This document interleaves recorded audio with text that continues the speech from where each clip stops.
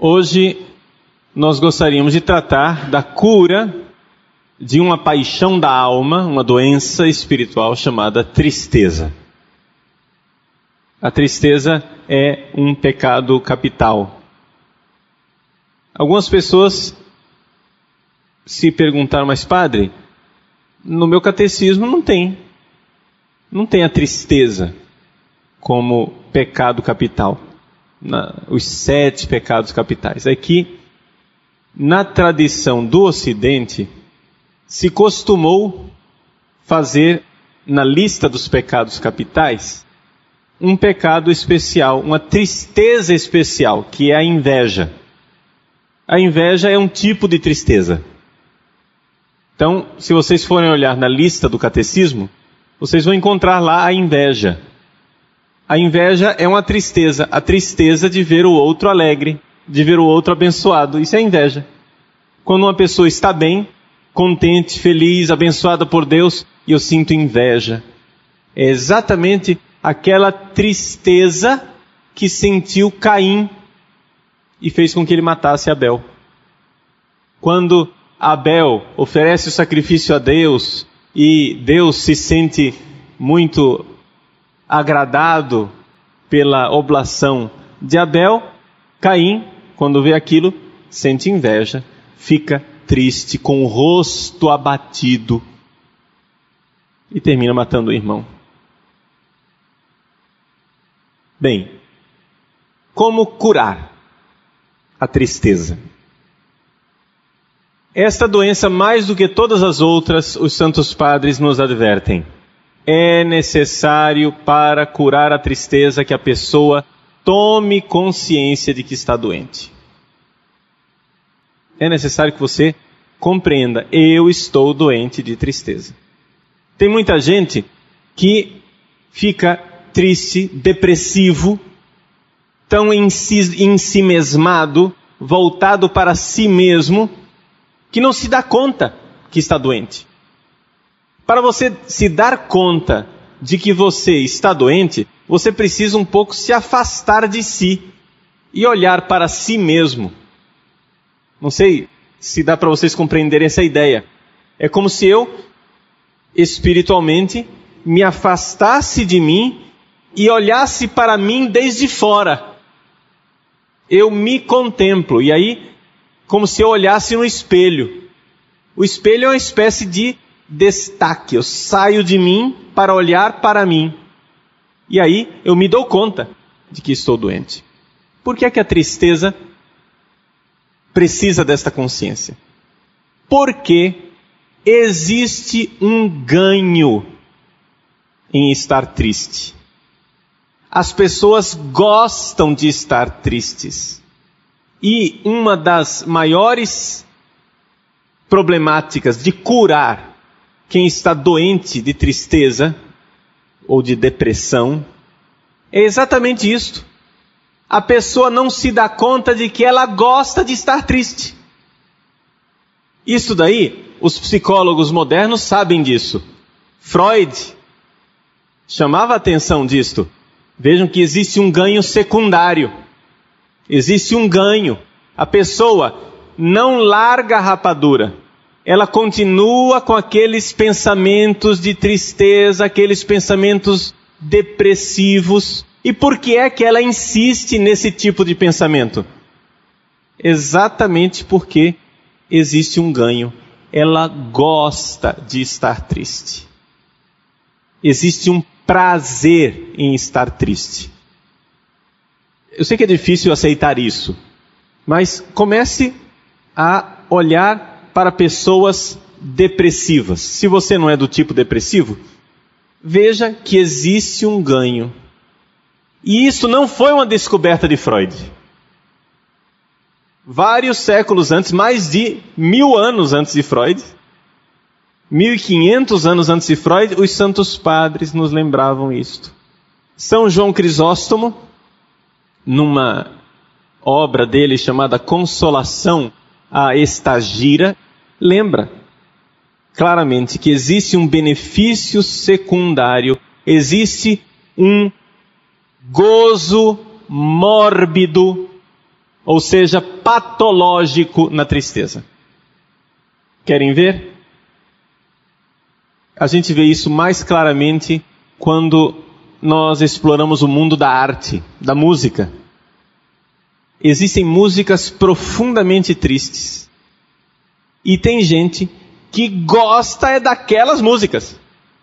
Se fecha dentro do quarto e fica ouvindo aquela música e rodeando ao redor daquilo, né? Essas músicas amorosas que falam de traição, né? Porque ela me abandonou, porque ela não me quis, porque ela me deixou. A pessoa fica curtindo aquela dor e existe um gozo, existe um ganho naquilo. A pessoa fica remoendo essa realidade. Por isso é que nós temos então a tristeza como uma doença. Precisamos nos dar conta. Primeiro passo para a cura da tristeza é eu me dar conta de que eu estou doente. A pessoa que mergulha na tristeza não se dá conta disto. Ela precisa acordar para isto. Acordar para o fato de que ela está doente, doente de tristeza e mais, que ela gosta de estar triste. Isto é quase que se tornou uma epidemia no Ocidente a partir do movimento romântico, no final do século XIX. No final do século XIX, a tristeza se torna realmente quase que um ídolo. As pessoas começam a querer estar tristes. Você veja, por exemplo, a mudança, a grande mudança espiritual que existe entre Mozart e Beethoven. Esses dois autores clássicos de música têm um abismo entre si, embora haja somente 20 anos de diferença entre um e outro. Mozart, que é um verdadeiro milagre espiritual. Mozart é um gênio extraordinário. Mozart, ele faz músicas tristes, mas nunca é uma música que se compraz na tristeza. A tristeza é um momento pelo qual é necessário passar para depois sair na luz, sair na alegria, na consolação. Enquanto Beethoven não, Beethoven é capaz de fazer músicas que são profundamente tristes, de uma tristeza escura, inconsciente. Os alemães gostam de usar, para descrever esse tipo de música de Beethoven, a palavra demoníaco. Não que tenha a ver com o demônio em si, embora nós aprendemos, existe uma tristeza que está ligada ao demônio. Mas, porque existe essa realidade escura, tônica, de baixo, que vem, como se ela viesse de lá dos infernos da nossa alma. Algo de demoníaco que sobe, essa tristeza, esse gostar de estar triste. Então, prestemos muita atenção nisso. Quantas e quantas vezes você já tentou ajudar pessoas que estavam na tristeza e não conseguiu? Porque você tem que se dar conta que a pessoa gosta da tristeza. Existe um certo masoquismo. E é exatamente isso que é o masoquismo. O que é o masoquismo? Linguagem técnica. Algolagnia passiva. Você gostar da dor. É exatamente isso. Existe um ganho em sofrer. Tem gente que gosta de sofrer. E, saibam, isto não é raro. Trata-se de metade da humanidade. Sim, Porque depois do pecado original, a nossa forma de amar está sempre marcada por alguma espécie de gostar de fazer sofrer ou gostar de sofrer. E quando a gente se une a uma outra pessoa, nós temos que nos dar bem conta disto, que existe essa tendência em nós. Mas nós não falaremos disso hoje. Mas é importante saber, existe um ganho na tristeza. Bom, mas como então curar a tristeza? Nós vimos na aula passada que existem várias causas diferentes para a tristeza. Então, existem terapias específicas conforme a causa. Existe uma tristeza que nasce quando nós perdemos os nossos ídolos, as coisas que nós colocamos no lugar de Deus. Se eu amo a minha beleza física e eu começo a ficar velho, com o rosto enrugado, careca, etc e tal, toma conta de mim por causa da perda desse meu ídolo, que é a vaidade, toma conta de mim uma tristeza. Quando eu faço do dinheiro um ídolo e eu perco esse ídolo, toma conta de mim uma tristeza. Pois bem, como curar isto? Bom, primeira coisa então, eu tenho que curar esta idolatria. Eu tenho que aprender, de certa forma, a renunciar aos desejos do mundo. Renunciar à vaidade, renunciar ao dinheiro, renunciar às coisas que podem constituir um ídolo. Outro dia, eu estava com um seminarista na sacristia do seminário. Vejam que eu não estou me colocando como exemplo, porque eu não sou exemplo para ninguém, eu só estou exemplificando. O seminarista, então, abrimos o armário da sacristia para buscar uma casula. O seminarista é novo no seminário, olhou aquelas casulas e disse: "Padre, tudo isso é do senhor?" Eu disse: "Não, são do seminário. Minhas são só essas 4 aqui, o resto é tudo do seminário."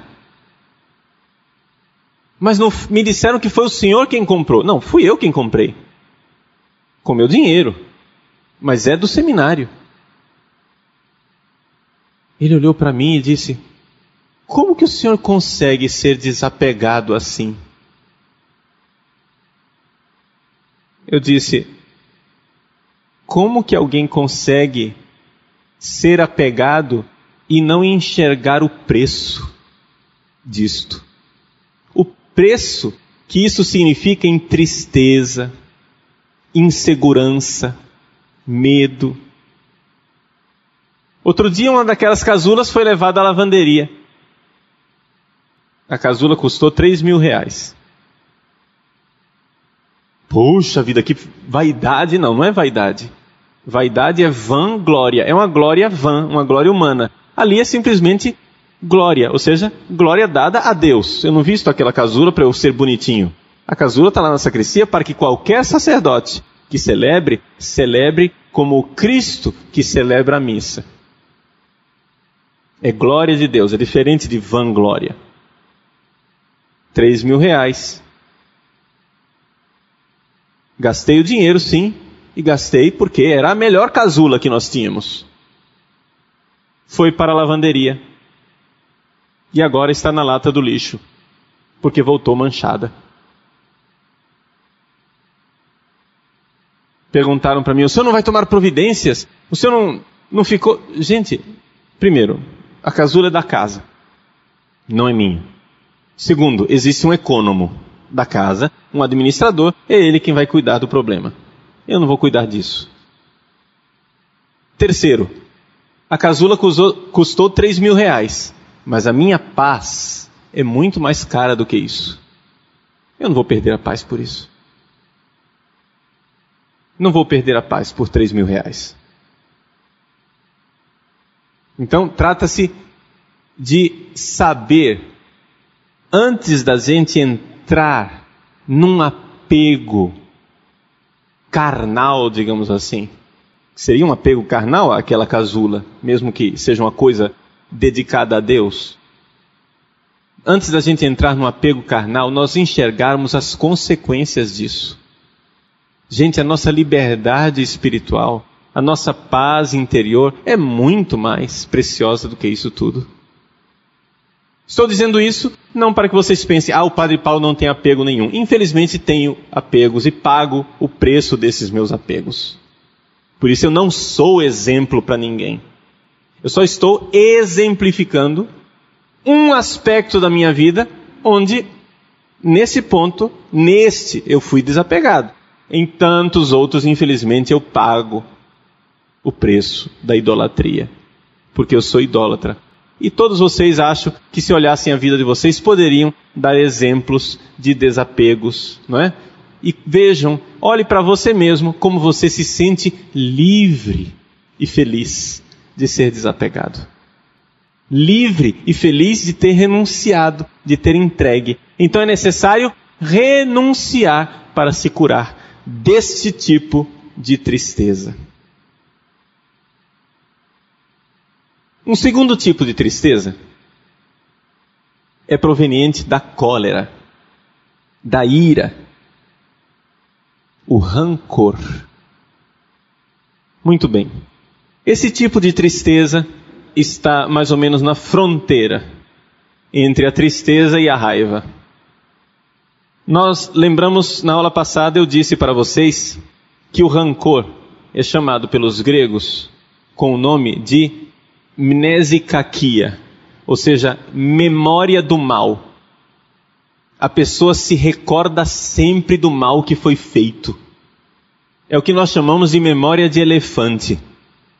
Vocês sabem por que é que se diz que tem memória de elefante? Não é por causa do tamanho do elefante. Não é isso.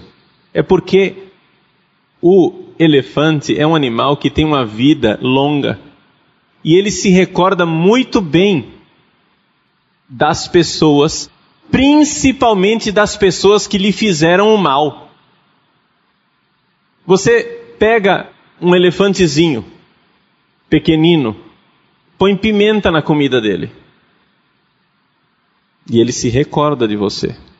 50 anos depois, você se apresenta diante daquele elefante, você que mudou tanto depois de 50 anos, e o elefante que mudou tanto depois de 50 anos, o elefante vai contra você como se fosse o maior inimigo dele e destrói você. Memória de elefante. Ele não se esquece do mal que lhe fizeram. O rancor é isso. Esse ficar recordando o mal que foi feito. São Máximo Confessor, na terceira centúria sobre a caridade, no número 89, diz o seguinte: a tristeza está unida ao rancor. Quando a mente olha com tristeza o rosto do irmão, é evidente que lhe tem rancor. Este olhar que produz tristeza. Então vejam, existe uma tristeza unida à raiva. Chama-se o rancor. Como curar? Bom, primeira coisa que a gente faz quando está com rancor, a gente evita o contato com a pessoa. E é exatamente isso que está errado. Você não deve se fechar em si mesmo. Lembre-se que a dificuldade da pessoa que está doente de tristeza é exatamente esta. A pessoa evita o contato com os outros. Ela não quer ver ninguém. Ela não quer se encontrar com ninguém. Ela não quer ver o rosto de ninguém. Mas é exatamente o encontro com os irmãos que irá fazer com que ela saia de si mesma. Por quê? Porque o risco é o seguinte, é que você está triste, rancoroso, você evita por um certo tempo o contato com aquela pessoa e acha que ficou curado da tristeza. Mas na verdade o que você fez foi engolir aquela tristeza para o teu inconsciente e aquilo vai ficar dentro de você como um veneno. Entenderam o problema? É por isso que os santos padres nos recordam que os nossos irmãos são nossos médicos. Eles chegam a um tal ponto que dizem até que o diabo e os demônios são nossos médicos. Como, padre? Bom, São Macário, o grande São Macário egípcio, um dos padres do deserto, grande monge e sábio, dizia exatamente isto, que o demônio é o meu médico, porque quando o demônio vem me tentar, ele mostra exatamente onde está a minha doença, porque ele põe o dedo na ferida. E uma das funções do médico não é essa? Apontar que nós estamos doentes? E o meu irmão também pode ser o meu médico. Olha só, você está lá na capela do Santíssimo, sozinho, no silêncio, numa música bonitinha, ar-condicionado, tapete, tudo bonito, florido, e você está concentrado, rezando diante de Deus. Que maravilha! Chega o teu irmão do teu lado e começa a soluçar. Tem coisa mais incômoda quando você está rezando do que uma pessoa fazendo barulho do seu lado. E aquele soluço não para. E você começa a se irritar. E você pensa, olha aí, é por isso que a gente não consegue ser santo. Hã? Eu já estava santo. Eu estava aqui, feliz, em êxtase espiritual, tendo êxtases místicos. Eu já estava atingindo um grau de perfeição. Agora vem esse sujeitinho aqui, soluçar do meu lado.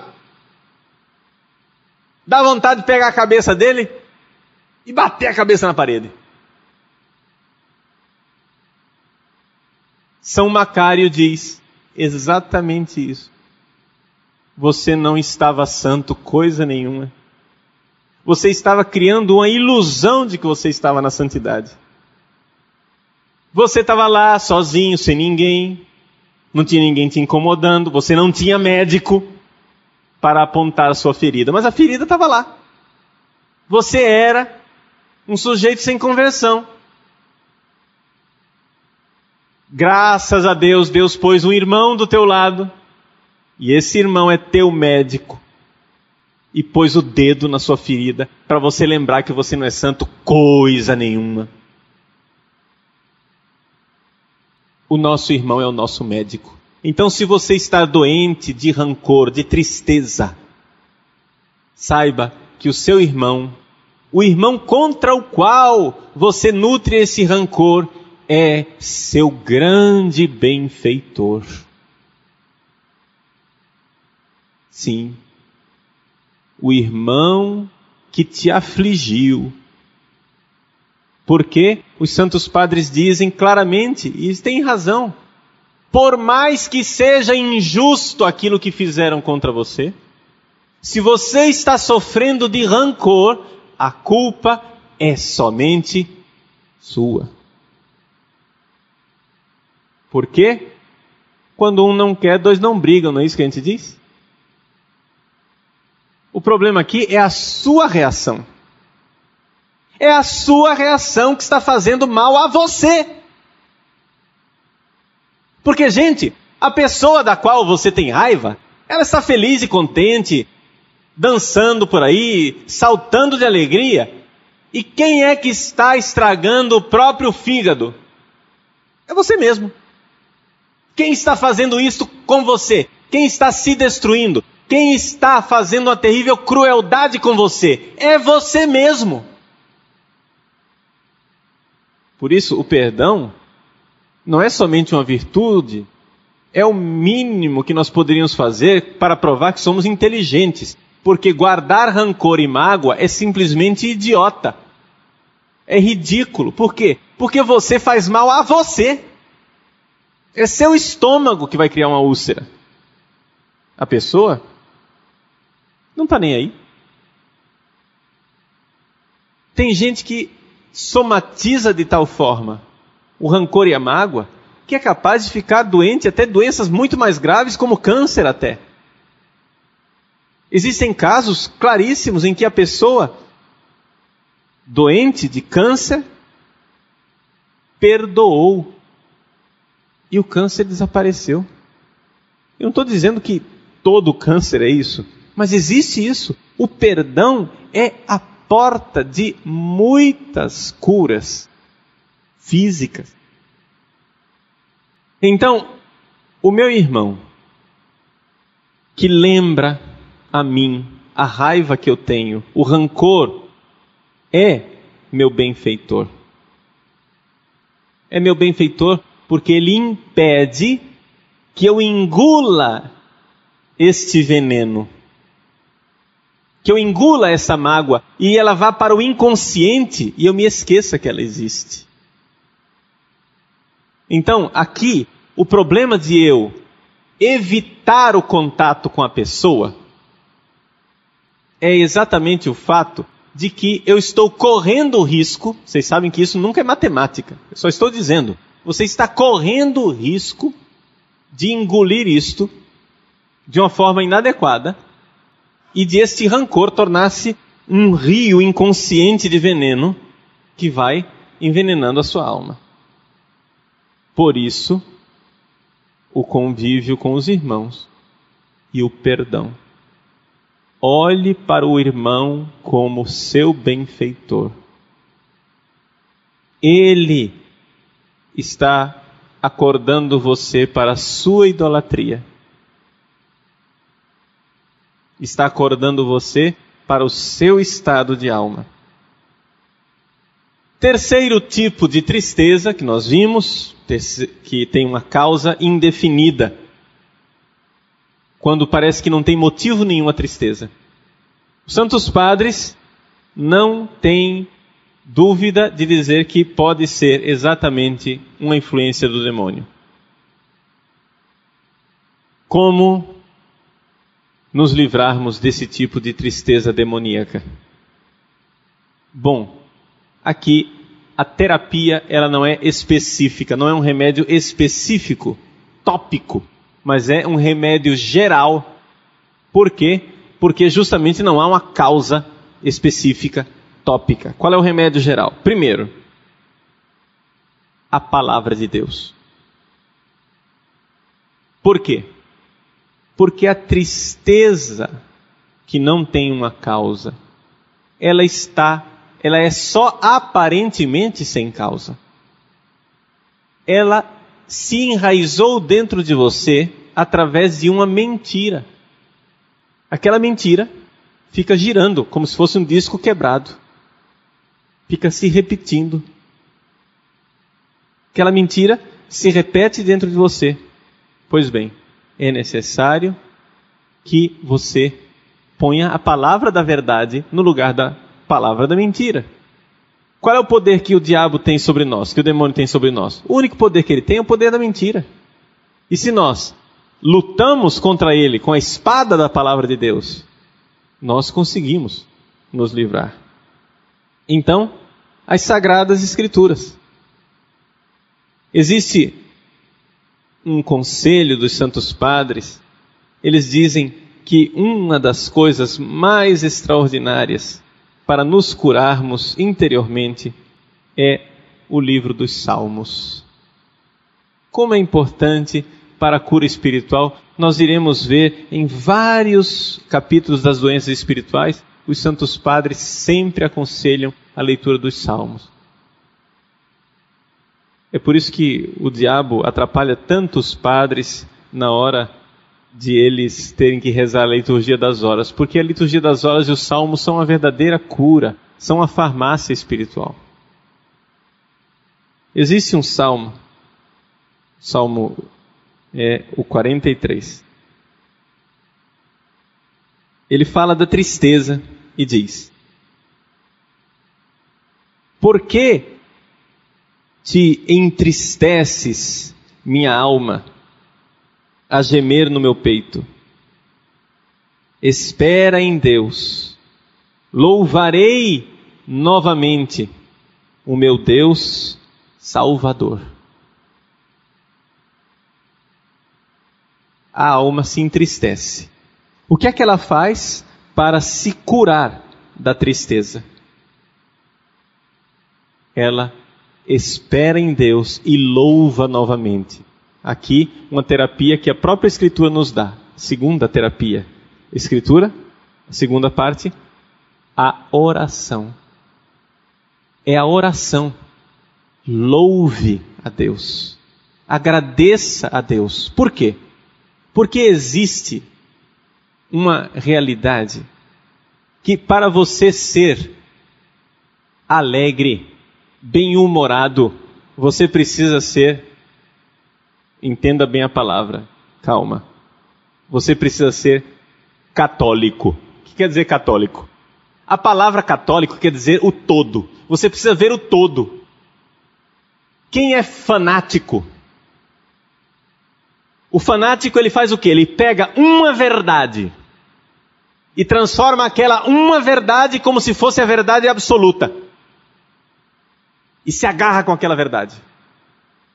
Pode ser um fanático de direita, um fanático de esquerda, não interessa. Ele pega uma verdade e com aquela verdade ele condena todo mundo. Ele se torna rancoroso.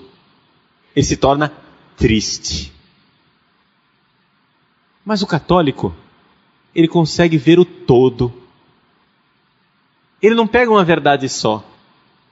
Ele vê o todo. Ele vê que existem coisas ruins que estão acontecendo, mas existem tantas coisas boas.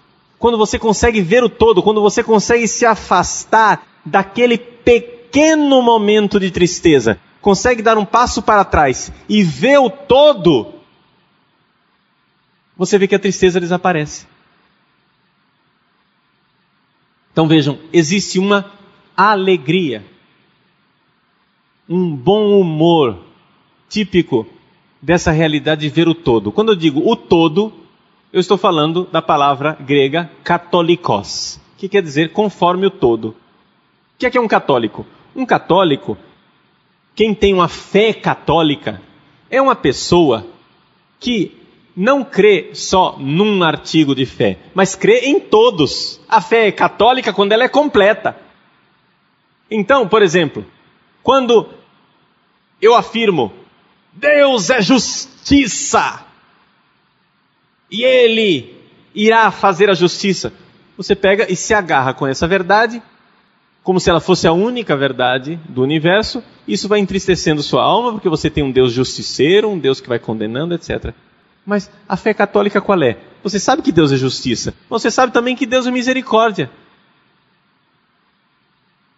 Ver o todo da vida. Você está vivendo um momento triste, você está vivendo um momento de dor, você está vivendo um agora. Mas veja o todo.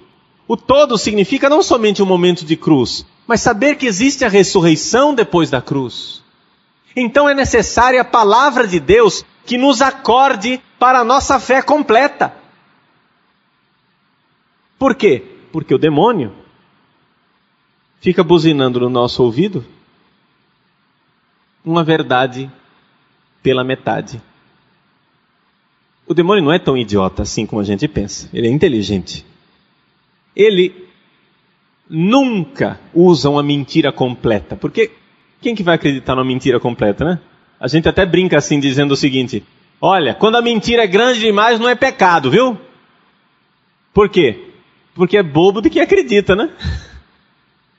A mentira mais perigosa é a mentira que é uma verdade pela metade. Ele vai e joga na sua cara, por exemplo, o seu pecado e diz: você não tem salvação. E você se entristece. E se entristece de forma errada, porque se entristece desesperando e esquecendo da misericórdia de Deus. Então vejam, a palavra de Deus, a salmodia, a oração dos salmos e a oração de louvor, recordando as belezas que Deus nos fez. Isto combate de forma especial a tristeza proveniente da influência demoníaca. Muito bem. Até aqui são pequenos remédios. Vamos agora para o grande remédio que serve para todas as tristezas. Qual é o grande remédio que serve para todas as tristezas? Não é a alegria em primeiro lugar. Calma, a alegria vai ser um remédio. Mas se você quiser sair da tristeza diretamente para a alegria, saiba, você vai se dar mal. Você vai produzir mais tristeza ainda. É mais ou menos como a alegria falsa, a alegria do carnaval. O cara vai lá, faz, né? acontece, ele grita, o grito de alegria do carnaval, que se transforma rapidamente em tristeza, depressão e luto. Então, quer se livrar da tristeza? O caminho é você pedir a Deus o dom da verdadeira tristeza.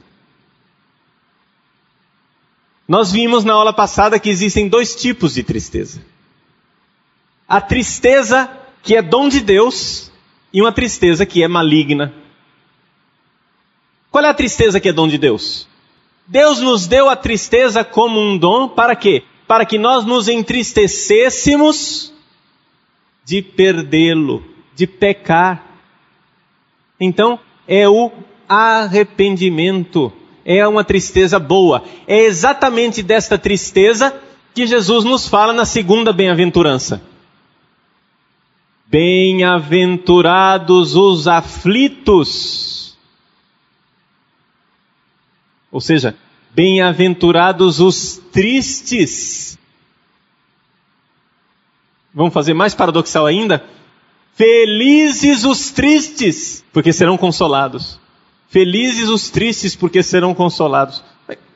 Que loucura é essa? Bom, deixa eu explicar. Vamos recordar aquele versículo de São Paulo. Segunda carta aos Coríntios, capítulo 7. Em que São Paulo fala dos 2 tipos de tristeza. Ele diz assim, capítulo 7, versículo 9. De fato, vossa tristeza foi uma tristeza segundo Deus, e portanto, não vos prejudicamos em nada, pois a tristeza segundo Deus produz o arrependimento, e assim leva à salvação. Mas a tristeza segundo o mundo produz a morte. Existe uma tristeza boa, e ela é exatamente a cura da tristeza má. Não queira se livrar da tristeza em si. Se você quer verdadeiramente ser curado da tristeza, você precisa continuar triste, mas precisa mudar de objeto. Entenderam? Você precisa parar de se entristecer porque a sua casula se perdeu, ou porque o seu carro bateu, ou porque o dinheiro sumiu, ou porque o seu namorado abandonou você. Você tem que parar de ficar triste porque a pessoa que você amava morreu, porque você foi caluniado.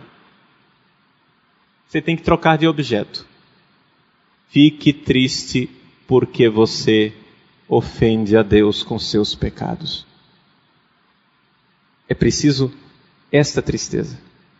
Uma tristeza virtuosa. Essa tristeza virtuosa, ela é constante. Precisa nos acompanhar a vida inteira. Por quê?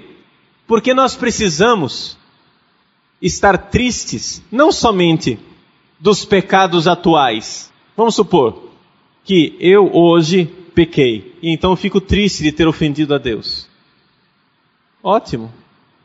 Mas vamos supor que eu seja uma pessoa mais virtuosa, e faz tempo que eu não cometo grandes pecados.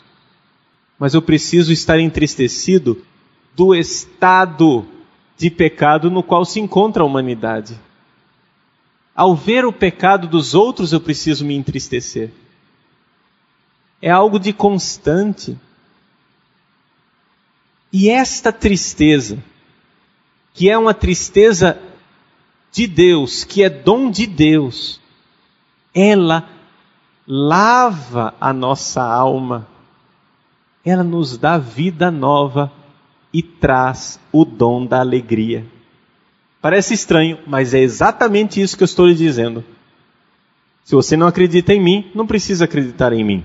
Você precisa crer nos santos padres que viveram essa experiência antes de nós. Nós não precisamos inventar um caminho. O caminho já está traçado. Ele já foi vivido durante 2000 anos pela igreja. Então, trata-se de mudar exatamente o objeto da nossa tristeza. Vou ler para vocês um pequeno trecho de São João Cassiano. Ele escreveu um livro chamado Instituições Cenobíticas. Não está traduzido em português. Mas, nesse livro, ele diz o seguinte, falando da tristeza doença. Ele diz assim: ela é áspera, impaciente, intratável, cheia de rancor. Parece que a gente está vendo a descrição, né? De pessoas conhecidas e de nós mesmos, muitas vezes. Áspera, impaciente, intratável, cheia de rancor, de amargura estéril e de um penoso desespero. Essa tristeza, que é doença, paralisa a pessoa. A pessoa fica tão triste que não consegue fazer mais nada. É como se tivesse um sanguessuga, assim, acabando com suas energias. Pois bem, ela diz, ela paralisa a atividade da pessoa de quem ela tomou posse e tira dela o sofrimento salvífico, porque é irracional. Ao contrário, a tristeza, segundo Deus, e aí ele cita a segunda carta aos Coríntios, aquele versículo que nós lemos, gera a salvação. A tristeza, segundo Deus, quando a pessoa chora os seus pecados por ter ofendido Deus, olha o que ela produz em nós. A tristeza, segundo Deus, é obediente, é afável, é humilde, é doce, cheia de suavidade, de paciência, porque ela é proveniente do amor de Deus. Por causa do desejo de perfeição, a tristeza, segundo Deus, se espalha sem cansar sobre todos os âmbitos da pessoa e vai criando a amabilidade, uma grandeza de alma e etc. E ele não se cansa de elogiar essa tristeza segundo Deus e elenca e diz assim, faz uma lista das realidades que provêm dessa tristeza e coloca ali os frutos do Espírito Santo. Na carta aos Gálatas, capítulo 5, São Paulo fala dos frutos do Espírito Santo. Esses frutos do Espírito Santo são o amor, a alegria. Vejam, brota da tristeza, segundo Deus, a alegria. A paz, a longanimidade, a bondade, a benevolência, a confiança, a mansidão, o domínio de si. Então precisamos urgentemente de uma tristeza segundo Deus. Bom, essa tristeza, como eu disse, deve ser permanente.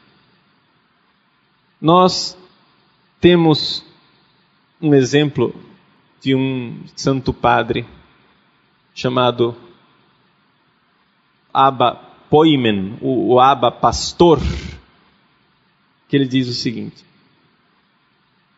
assim como nós carregamos a sombra do nosso corpo, assim também em todos os lugares devemos carregar as lágrimas e a compunção, o arrependimento. Você vai dizer, mas padre, isso não vai fazer com que o mundo seja um mundo desesperado, de gente chorando? Não. Você precisa conhecer esse tipo de lágrimas. São lágrimas doces. É exatamente aquilo que muitas vezes nós chamamos de o dom das lágrimas, que os santos receberam. A capacidade de chorar os seus pecados e os pecados das outras pessoas. Por exemplo, São Domingos de Gusmão, o fundador dos dominicanos, passava horas na igreja chorando, de braços abertos. dizendo: Senhor, o que será dos pecadores? Mas era um homem extremamente bem-humorado. É que nós gostaríamos de que a nossa vida fosse uma realidade só luminosa.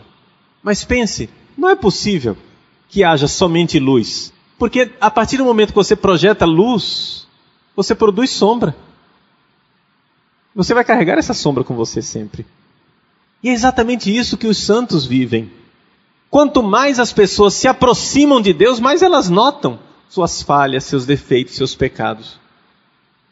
Mas, atenção, aqui eu não vou cansar de me chamar a atenção de uma coisa que eu já falei na aula passada, mas eu repito porque é muito, muito, muito importante. Existe uma tristeza mundana, doentia, que não é segundo Deus, que se disfarça de tristeza segundo Deus. É a tristeza da vaidade e do orgulho ferido.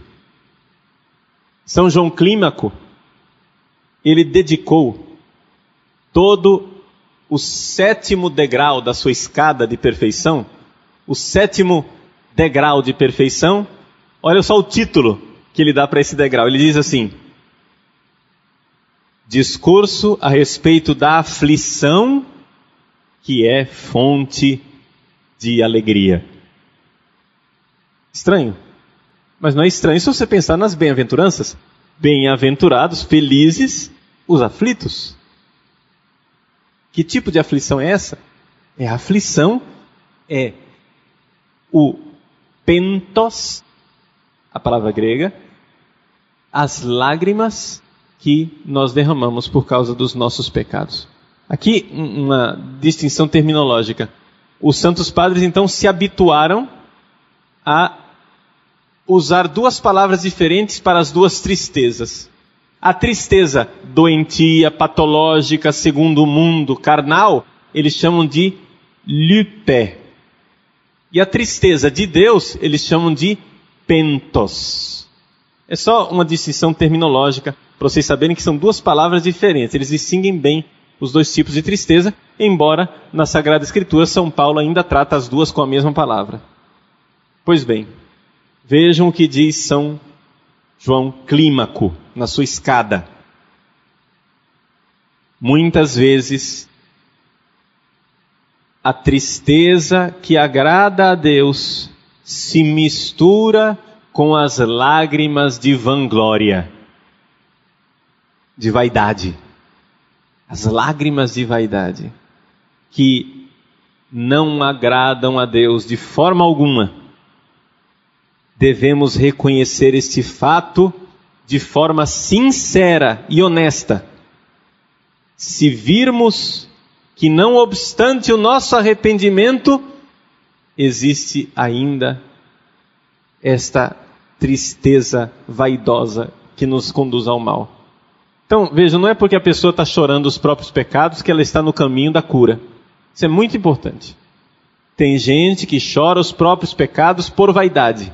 Eu dizia na aula passada, pessoas que vêm se confessar e não dizem: Padre, eu ofendi Deus. Não, dizem o contrário, dizem assim: Padre, por que eu fui fazer isso?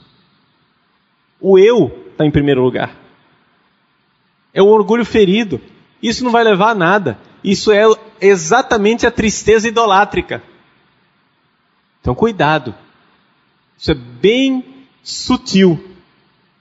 E a gente precisa saber distinguir mesmo. Aqui é necessário discernimento dos espíritos, para ver se aquelas lágrimas são lágrimas que levam à cura, ou se são simplesmente lágrimas derramadas em cima do seu próprio cadáver.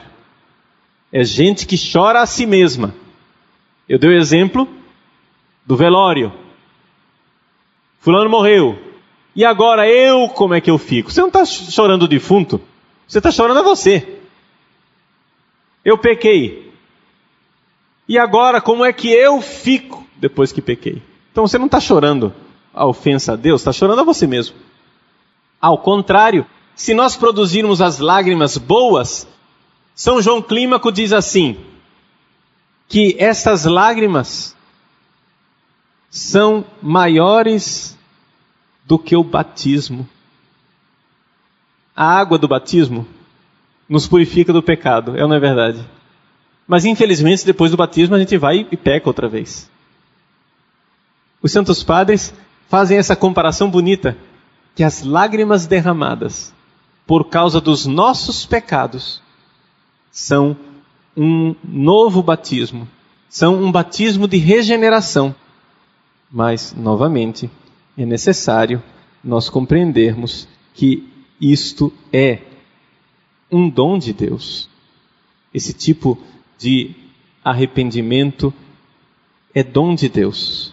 Por isso precisamos pedir a Ele que venha em nosso socorro, como novas águas batismais.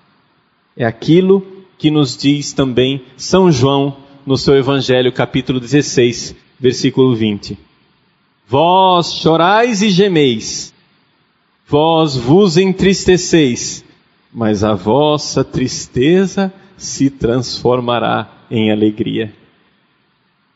A tristeza de Maria Madalena na manhã de domingo de Páscoa não era uma tristeza por ela, era uma tristeza pelo Senhor, porque ela perdeu Jesus que morreu. Maria Madalena vê os anjos que aparecem a ela, mas nem os anjos consolam Maria Madalena. Somente a presença do Senhor é que a consola. Quem, então, se entristece pelo seu próprio pecado, por ter ofendido a Deus, recebe o dom da alegria. E é uma alegria que é mais do que um estado de humor. É mais do que uma predisposição otimista. É mais do que você ser bem ou mal-humorado. A alegria cristã, fruto do Espírito Santo, é uma realidade ontológica.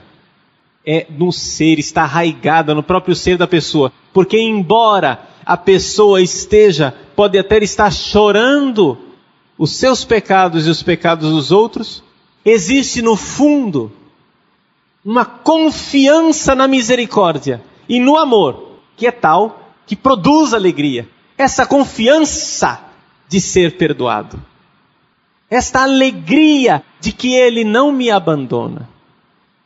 Por isso, a grande diferença entre essas duas tristezas, a tristeza segundo Deus e a tristeza pecaminosa, é que a tristeza segundo Deus produz a esperança.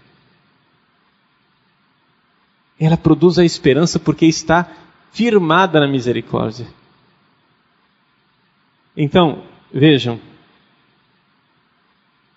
em resumo, nós queremos a alegria, queremos o dom da alegria, dom que vem do alto, dom que vem de Deus. Não vamos cair na baderna, não vamos cair na idolatria de adorar as criaturas e achar que vai ser bebedeira, sexo, bailes e euforia que vai nos levar à verdadeira alegria, porque tudo isso só tem como salário uma tristeza cada vez mais profunda. Quanto mais vezes você repete isso, a queda é sempre mais funda. Se o pecado produzisse alegria, esse mundo seria um mundo muito alegre. No entanto, os consultórios dos psicólogos estão cheios de gente deprimida.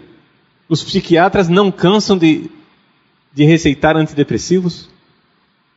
Qual é o caminho? Não busque uma alegria mundana. Antes disso, chore por algo que valha a pena. Chore pelo pecado. Se arrependa da distância de Deus. A diferença entre a tristeza mundana e a tristeza que vem de Deus, talvez seja mais clara na palavra saudade. A pessoa que se arrependeu fica com saudade de Deus. A saudade é uma tristeza, Mas é uma tristeza benéfica quando nós sabemos que Ele vem até nós e não nos abandona nunca. Então, nós poderíamos traduzir de forma bem brasileira essa tristeza segundo Deus, da qual nos falam os Santos Padres, como uma saudade de Deus. Um coração que deseja se reconciliar e voltar à paz com Ele. É aquela tristeza produtiva e bonita do filho pródigo, que caiu em si e disse que na casa do meu pai até os escravos vivem melhor do que eu estou vivendo. Eu vou me levantar. Olha a esperança que vem junto com essa tristeza. Vou me levantar. Vou voltar para a casa do meu pai. E vou dizer: Pai, pequei contra o céu e contra ti. Não sou mais digno de ser chamado teu filho. Trata-me como um de teus servos. E o pai, sem ouvir aquelas bobajadas que ele diz, corre ao encontro dele, joga-se ao seu pescoço, cobre-o de beijos e diz aos servos: façamos festa. Eis aí o dom da alegria que vem da tristeza. Façamos festa, porque o meu filho estava morto e voltou à vida. Alegrem-se, façamos música. Existe mais alegria no céu por um pecador que se arrepende do que por 99 justos que não precisam de arrependimento. Eis aí o fruto da alegria, a felicidade do reencontro, voltar para a casa do Pai. Aí está a verdadeira alegria. Uma alegria que ninguém pode nos arrancar.